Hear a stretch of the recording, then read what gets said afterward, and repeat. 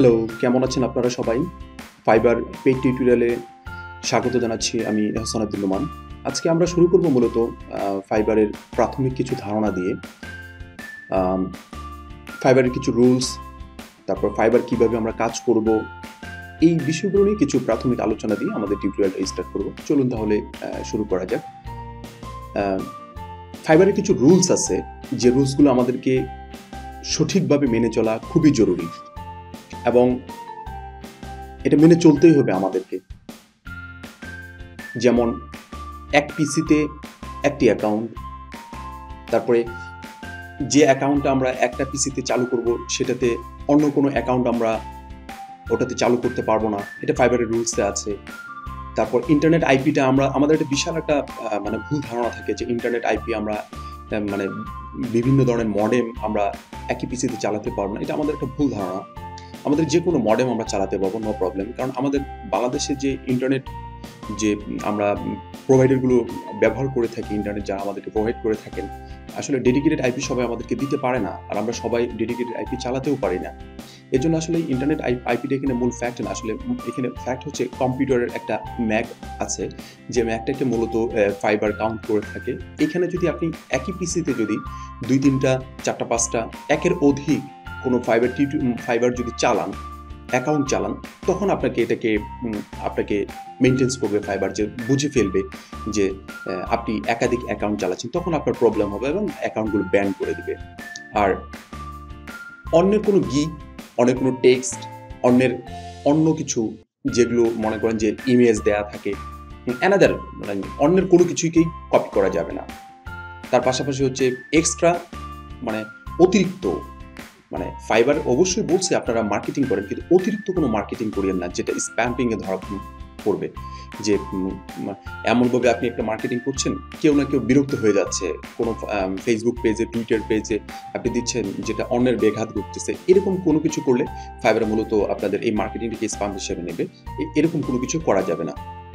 এরকম আরও কিছু ফাইবারের রুলস আছে, যেগুলো আপনারা ফাইবারে ইনক্লুড হওয়ার পরপরই আপনারা এই রুলসগুলো জানতে পারবেন। আর বিশেষ করে যে ফাইবারের যে পলিসিগুলো আছে, রুলসগুলো আছে, এগুলো আপনারা একটু ফাইবারের যে কমিউনিটিগুলো আছে, ব্লগগুলো আছে, ওখান থেকে দেখে আপনারা মূলত একটু পড়ে নেবেন, তাহলে নিজের জ্ঞানটুকু অন্ততপক্ষে অনেক বৃদ্ধি পেয়ে যাবে।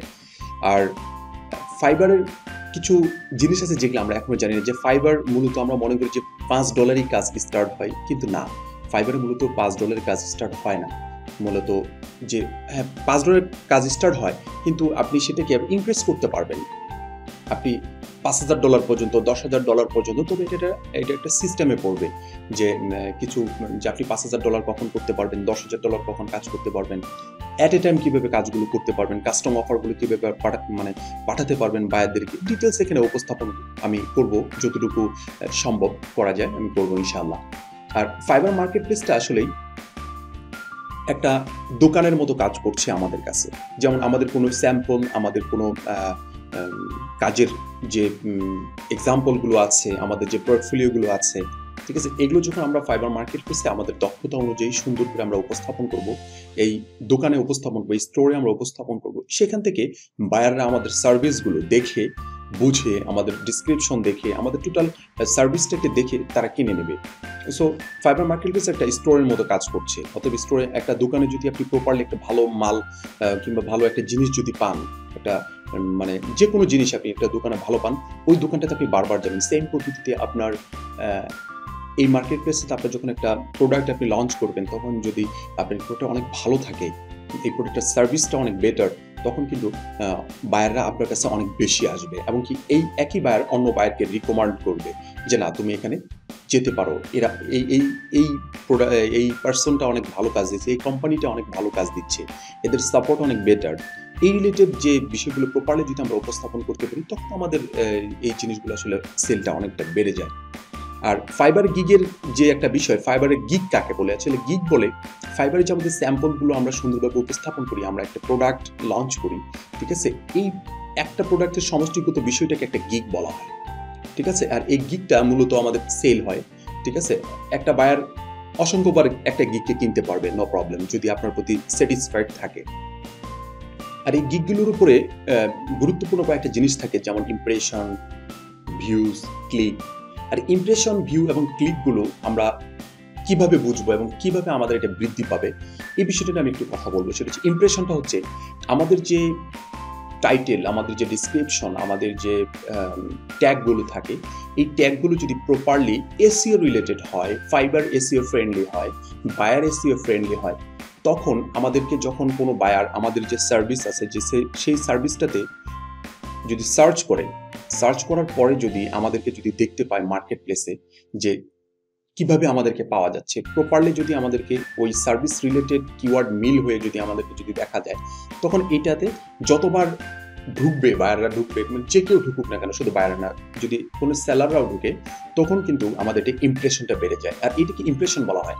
আমরা এখানে ক্লিক করবে না, জাস্ট খালি এই কিওয়ার্ড সার্চ করে যদি এই কিওয়ার্ডের সাথে রিলেটেড হয়ে যদি আমার গিগটাকে দেখা যায় আর যদি পেজে আসে, সেটা হচ্ছে ইমপ্রেশন। আর ভিউ কি জিনিস?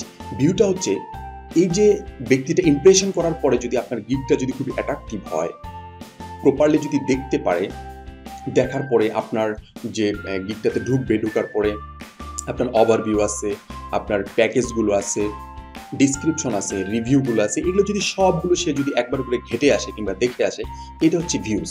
ঠিক আছে? আর ক্লিক হচ্ছে কিরকম?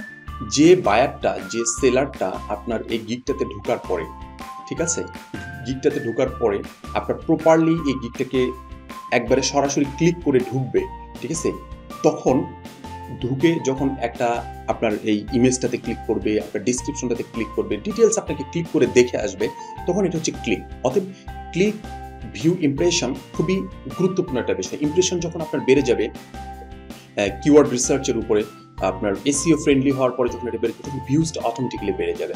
আর ভিউজ যখন বেড়ে যাবে, অটোমেটিক্যালি আপনার ক্লিক বেড়ে যাবে। আর ক্লিক বেড়ে যাওয়া মানে আপনার সেল বেড়ে যাওয়া। অতএব আমাদেরকে সর্বপ্রথম একটা জিনিস মনে রাখতে হবে, ফাইবার মার্কেট প্লেসে আমাদেরকে তাদের এসইও ফ্রেন্ডলি সিস্টেমটাকে মেনটেন্স করে আমাদেরকে প্রপারলি কাজ করতে হবে। দেন আমরা ভালো কিছু একটা ফাইবার থেকে পাবো ইনশাল্লাহ। আশা করি ইনশাল্লাহ বুঝতে পেরেছেন। পরবর্তী টিউটোরিয়ালের অপেক্ষা থাকেন এবং পরবর্তী টিউটোরিয়ালে আপনাদেরকে ডিটেলস আমি পার্ট টু পার্ট উপস্থাপন করব। আশা করি ইনশাল্লাহ আপনার সাথে থাকবেন। ধন্যবাদ সবাইকে।